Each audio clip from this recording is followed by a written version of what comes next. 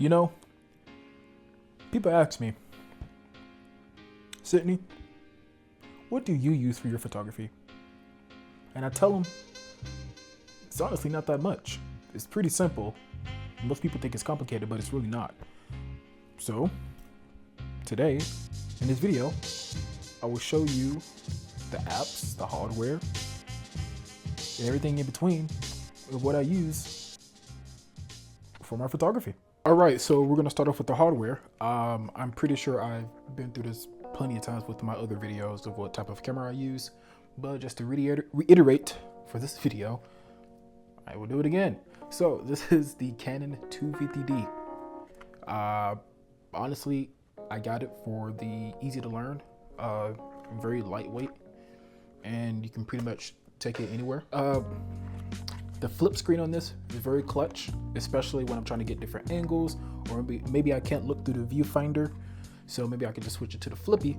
I call it the flippy, and just get it that way and get some good photos. So this is very, very, very clutch. Yeah, so this is the beautiful camera I use with the 18 to 55 milliliter lens. I do plan on getting some more eventually, because I truly do need another lens, because I haven't recovered the lens that I was stolen from in Oakland.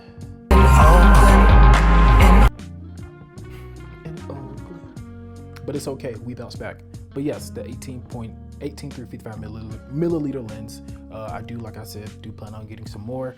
They're just mad expensive. Technology is a beast, so yeah. And from time to time, I also use my iPhone Air, which is what I'm currently using to record right now. A lot of people don't know that. People ask me, what do you record with? They don't really ask me that. I'm just telling you because I want to. But yeah, so I'm currently recording with that. It's amazing. Like, it's like its own little professional camera. And you better be, for the price I'm paying for this goddamn phone, almost $1,000. But no, it's a great way to get those quick photos, or maybe I forgot my camera, or the battery died, or I don't have it, or I don't have enough time to like get it ready and get it set up and all that. That's where iPhone comes in, you know. And it does this job. But obviously, at the end of the day, there's a reason people use DSLRs and mirrorless cameras and more advanced cameras, because in a sense they are better. But the iPhone is, don't get me wrong, it is amazing. And just to make this short, I think a lot of people get caught up in needing to get the best gear or the best thing that's on the market currently. And the truth is, you don't need the best of everything. You can make things work at an affordable budget. Don't go break the bank, put yourself in debt just to keep up with the trend or with all the experts and things of that nature. You gotta start at your own pace. So I've had to learn that, just to start at my own pace and just take it one step at a time. And then once you can afford those fancy equipments, by all means, do that. Software. So I primarily use 3 types of software when it comes to it. So for photography specifically, I use Adobe Lightroom, and for video editing and footage and things of that nature, of course, I use Premiere Pro. I used to use CapCut, but it wasn't really doing me justice. It didn't give me the tools and the software that I needed to actually elevate my craft.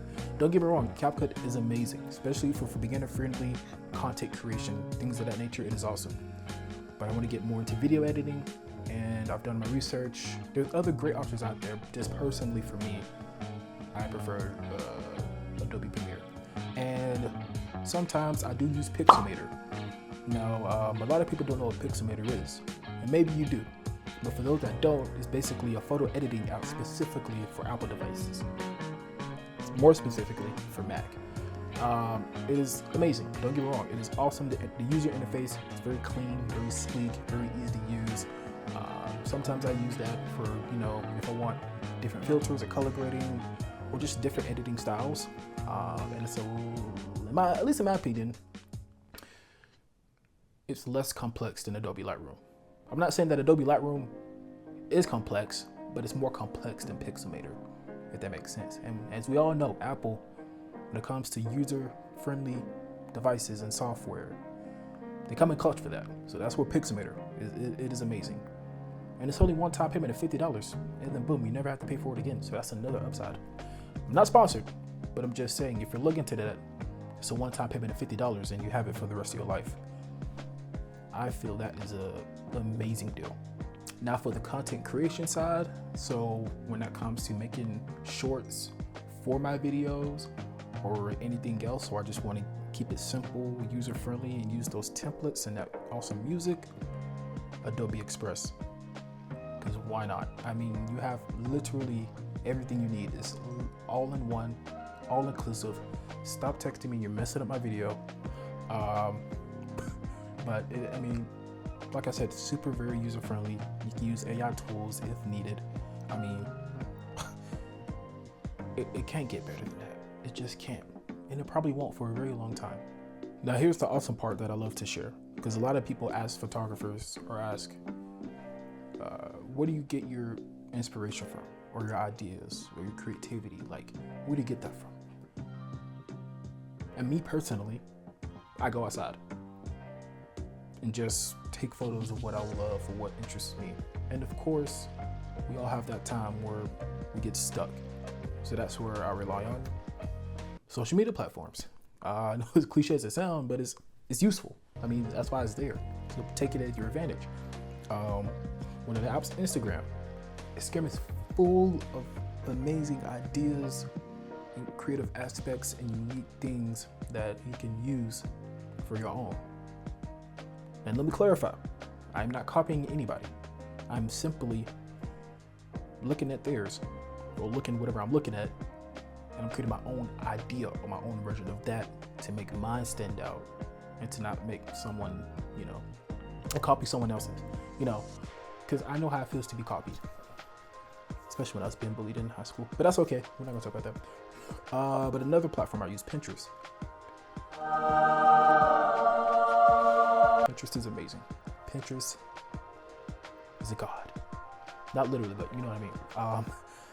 I go on there for all of my creative ideas, man, and it's just so amazing. So I highly, highly, highly suggest that you use Pinterest.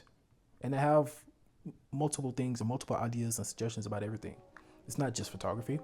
You got cooking, you got fashion, you got tech, you got home decor. Everything you need, use Pinterest. Download the app today. It's not like a freaking sponsor. But the last thing I use is Unscripted. Now, for those of you who don't know what Unscripted is, look it up. But I'll also tell you, it's basically an app for photographers. Whether you're trying to start your own business with it, it helps you with that. Helps you with posing ideas, and it also has a community built around it. So you're helping other fellow photographers, maybe in their craft, or give them ideas or advice or perspectives and things of that. And it makes you feel like you're not alone in this industry or in this creative space, because it can be challenging. I mean, coming up with new ideas off the top of your head all the time, consistently, 24/7, that is a lot. That's where you need a community to rely on, or to have your back, or when you fall, they catch you. And that's what Unscripted is. It is a paid subscription, so be aware of that. Do your research, do your due diligence, and see if it's right for you. But they do offer a 3-day free trial, I believe. So if you like it, go for it, I guess. Personally, I don't think 3 days is long enough. I think at least a week, at least. But that's just my opinion. But still, just give it a shot, see if you like it, and go from there. So I wanted to keep this video short because I don't want to prolong you guys with 30 minutes of unused information or unneeded information. So I'll end it this way. You don't need everything I named is what works for me specifically. You don't need everything that I use. It's totally a personal choice. However, I will still say give it a shot.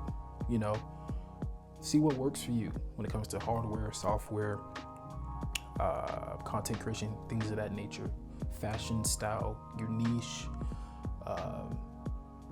what you want to specifically take pictures of, or like I said, what do you want that niche to be? So whatever that is, figure out what works for you, because I feel like a lot of us try to do the same things that other creators do, but it's not what we want to do.